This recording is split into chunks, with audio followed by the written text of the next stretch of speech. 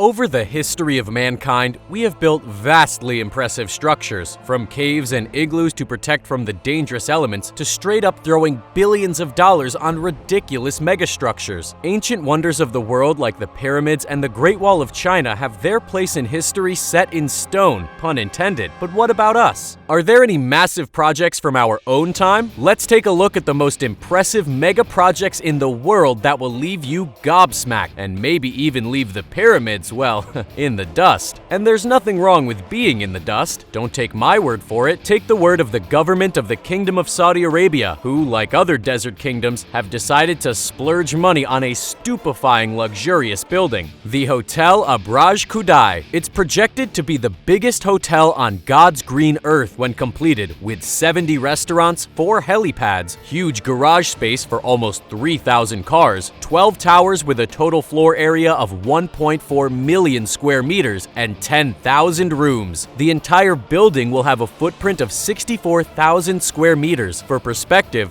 the second largest hotel, the First World Hotel in Malaysia, has about 7,500 rooms. That's more than 2,000 rooms less, so I guess we can say the First World Hotel has room for improvement because Hotel Abraj Khudai raised the roof. The hotel is situated in Mecca and is perfect for housing thousands of pilgrims from all over the world, while providing an outlet for even more economic revenue for the country. Because as we know, the Middle East regions have outdone themselves and become the kings of tourism and hospitality. The Middle East closed the past decade with about 603 projects that are at least in planning and will bring almost 200,000 rooms to the region. The Saudi Arabia Finance Ministry decided to double down on this industry and build this magnificent structure. Abraj Khudai is projected to cost at least $3.5 billion, and guests will pay about $5,000 a night in the 4-star suites. That may sound like a lot, but you also have access to amenities that exude luxury, like gym and wellness centers, luxury car rentals, many shopping centers, spas for you to enjoy the best and relaxing massages, fresh and thermal water baths, scrubs, saunas, and much more. Not to mention the desert views and the fact that you may even get to spend some time in the same hotel the Saudi royals reside in, especially during pilgrimages. That's right,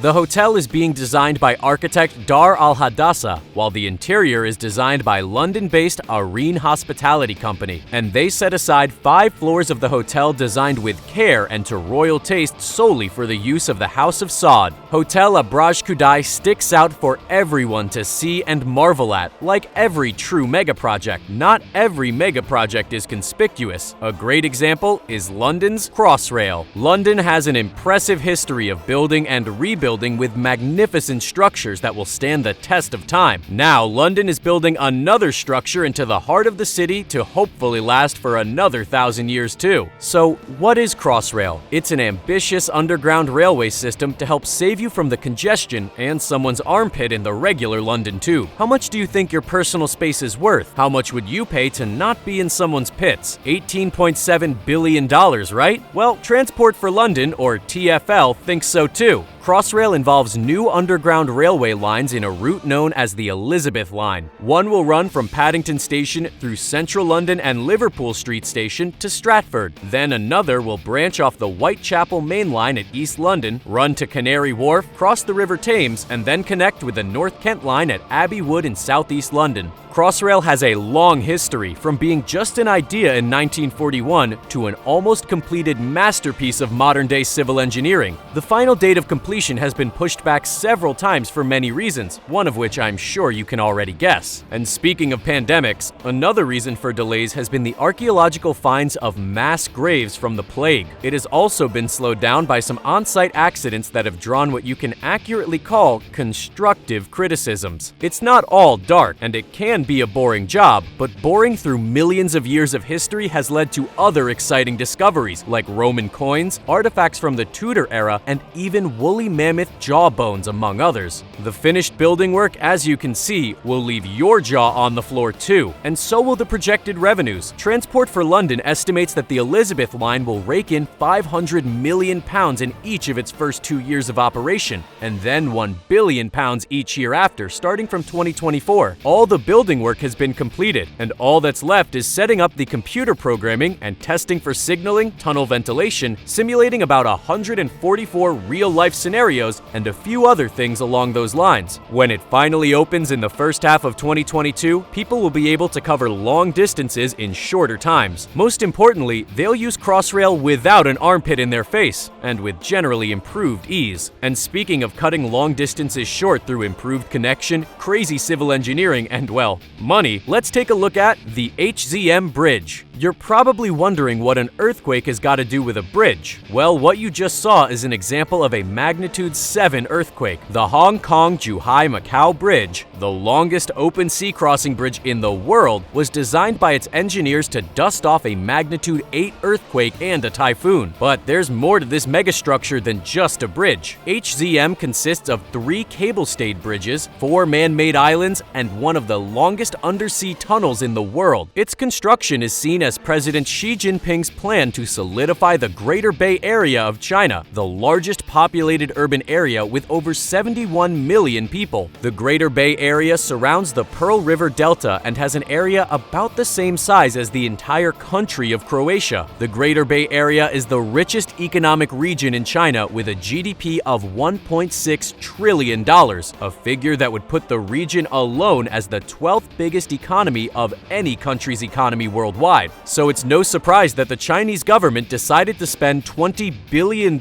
and build a monstrosity with 400,000 tons of steel, enough to build 6 Eiffel Towers. It connects Hong Kong, Macau, and Zhuhai, which are 3 major cities in the Pearl River Delta. The undersea tunnel is important to retain a channel that ships can sail through. For everyday Chinese people, a car trip from Hong Kong to Macau that would normally take 4 to 5 hours has now been reduced to just 45 minutes, with the best ocean and underwater views. Meanwhile, the government has also made projections that the bridge will bring in revenues in excess of $1 trillion. That remains to be seen. But of course, this mega project is not without its controversies. Critics have complained about on-site accidents during construction and the accessibility to the bridge via permits that have been instituted by the government. A lot of water has literally gone under the bridge, but these will always be at the back of people's minds. And this makes you wonder, are there any mega projects that improve overall living with no negative effect on people? Well, hold my keyboard while I tell you about the Great Green Wall. Like most on this list, you've probably not heard about this mega project, but despite the very unusual nature of this project, it still meets the requirements to be called a mega project. It's a large-scale and complex venture that is projected to cost $30 billion. It has required many years to develop via public and private stakeholders, and most importantly, it's a deeply transformative project that will impact billions of people on the African continent positively. So, what is the Great Green Wall? Well, take a look at this map and tell me what you see. Yes, the entire top region of the continent is a desert, but something else you can't see in that picture is that the desert is growing, and the effect of that growth is detrimental to the lives of people living close to the Sahara Desert in what is called the Sahel. The Great Green Wall, or GGW, is a wall of trees spanning the width of 16 kilometers and 8,000 kilometers in length across 12 countries and the entire breadth of Africa. The writing on this wall is clear. It aims to stop the creeping desertification of the Sahara into the tropical regions through the Sahel. After a decade of planting millions of trees across millions of hectares, the wall is only 15% complete, but the project has definitely taken root, even to the communities of the Sahel. At the end of the day, it will be the largest living organism, 3 times larger than its nearest competitor, the Great Barrier Reef. The plan is to make use of drought-resistant trees like several acacia species, the jujube, and the desert date tree that can survive without water for 2 years. It's amazing that the Sahel region, which is one of the poorest regions in the world, has undertaken such a breathtaking climate project ahead of many first-world countries. Perhaps the fact that the Sahara Desert used to be a lush green forest is a cautionary tale and enough motivation. Plus, it will also contribute contribute to 15 out of the United Nations' 17 Sustainable Development Goals, like providing jobs, fighting climate change, and even promoting gender equality. This world wonder makes us realize that the true wonder of the world is the world itself. So one thing is clear, walls may not have its negative connotation anymore, because this wall isn't here to keep people apart, but to keep people together. But heck, after several years, it's turning out to be more of a mosaic structure than a straight line across the continent. Imagine spending billions of dollars just to draw a huge line on the Earth. That would be crazy, right?